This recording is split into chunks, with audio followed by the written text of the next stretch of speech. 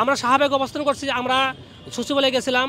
এখন আমরা যমুনা, আমরা প্রধান উপদেষ্টা ডক্টর মোহাম্মদ ইউনূস স্যারের ওনার সাথে দেখা করার জন্য মূলত আমাদের প্রোগ্রাম, যাতে আমরা ডক্টর ইউনূস স্যারের কাছে আমাদের বার্তা পৌঁছে দিতে পারি।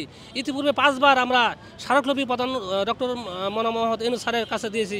আজকে যিনি ওনার পিএস বলেছে যে না, আমার এই জন্য কোনো স্মারকলিপি পাই নাই। তো সেজন্য আমরা চাচ্ছি না, আমরা সরাসরি প্রধান উপদেষ্টা স্যারের সাথে আমাদের মনে দুঃখ কষ্টগুলো বলবো। উনি একটা কথা বলেছিল, যদি কারো কোনো দাবি থাকে আমার কাছে পৌঁছাবেন, আমি ব্যবস্থা নেব। কিন্তু আমরা এত কিছু করার পরেও কেন আমাদের কথাগুলা স্যারের কাছে যাচ্ছে না, কেন উনি এটা জানতে পারতেছে না? আসলে এখানে আমাদের প্রশ্ন রয়ে গেছে ভাই। এটা আমাদের একই প্রশ্ন যে কেন আমাদের এই বৈষম্যের শিকারে আমরা আছি, রাজপথে কেন আমাদের থাকলে লাগছে। বর্তমান যিনি স্বরাষ্ট্র বলছে, উনি আমাদের বিডিআর একজন মোর্চালক ছিলেন, দিদি ছিলেন। উনি অত্যন্ত ভালো লোক, ওনাকে অনেক সম্মান ভক্তি করি।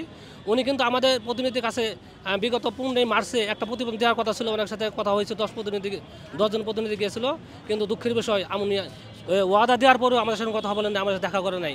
উনি অসুস্থ এবং বিভিন্ন কাজকামে মানে সে ব্যস্ত থাকার কারণে আমাদের কী কারণে দেখা করে নাই, কারো তো সে দেখা করে না, এটা ভাই আমরা বলতে পারবো না। আল্লাহ জানে, আর স্বরাষ্ট্র উপদেষ্টা স্যার উনি ভালো জানে এ ব্যাপারে আমার কিছু। উনি যখন স্বরাষ্ট্র দায়িত্ব নিয়েছিল, তখন আমাদের মনে একটা আমরা আশাবাদ বাঁধিয়েছিলাম যে না, স্যার একটা ভালো মানুষ, হয়তো আমরা এবার একটা ন্যায় বিচার পাবো। কিন্তু দুঃখের বিষয় হলো সত্য, আজ পর্যন্ত 10 মাস অতিবাহিত হওয়ার বলেও আমরা তো আন্দোলন সম্পর্কে কোনো কিছু আমরা এই ন্যায় বিচার থেকে আমরা বঞ্চিত এবং অবহেলাভাবে আমরা জীবনযাপন করতেছি। এই জন্য আরও দুঃখের বিষয় যে স্যারকে আমরা এত ভালোবাসি, আমরা স্যারকে এত ভালো জানি, আজকে স্বরাষ্ট্র উপদেষ্টা না, বাংলাদেশের বড় কোনো উদ্যোগ কর্মকর্তা আমাদের সামনে আসে নাই।